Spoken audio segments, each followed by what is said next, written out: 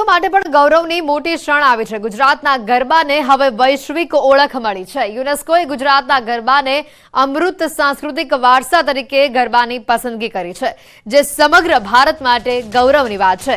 ઉજવણી, ભક્તિ અને સામાજિક સમાનતાનું પ્રતીક ગરબા હવે નવી ઓળખ મેળવી રહ્યા છે। એટલું જ નહીં, ગુજરાતના પ્રજાજીવનને ધબકતું રાખવા અને જીવંત રાખવા ગરબાએ મહત્વપૂર્ણ ભૂમિકા ભજવી છે। ત્યારે ગરબાને યુનેસ્કોએ અમૃત સાંસ્કૃતિક ધરોહર જાહેર કરતા ખુશીનો માહોલ છે। તેવામાં મુખ્યમંત્રી ભૂપેન્દ્ર પટેલે પણ ખુશી વ્યક્ત કરી છે। કહ્યું છે કે ગુજરાતની ઓળખ સમા ગરબાની યુનેસ્કો દ્વારા અમૃત સાંસ્કૃતિક વારસા તરીકે પસંદગી કરવામાં આવે છે, જે વિશ્વભરમાં વસેલા ગુજરાતીઓ માટે ગૌરવની ક્ષણ છે।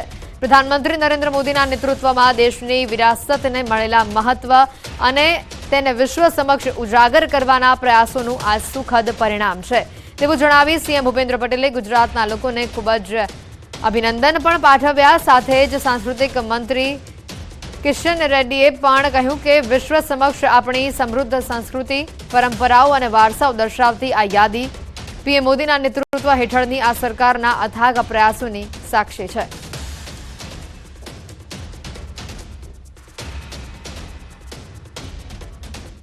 મારું, તમારું, આપણા સૌનું, આખા ગુજરાતની ઓળખ। એમ કહેવાય છે કે ગુજરાતી ગમે ત્યાં જાય, એ દુનિયાના કોઈ બી ખૂણે હોય, જો ગરબા વાગે તો એના પગ જાતે ને જાતે ચાલતા થઈ જાય। આપણા સૌ ગુજરાતીઓ માટે આજનો દિવસ એ ખૂબ મહત્વનો છે।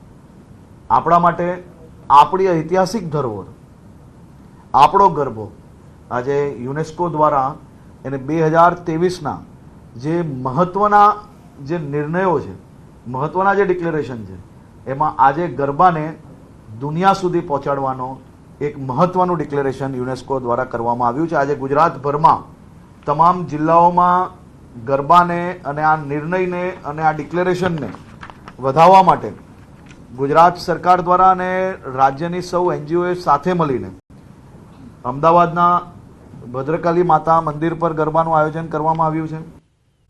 પ્રવાસન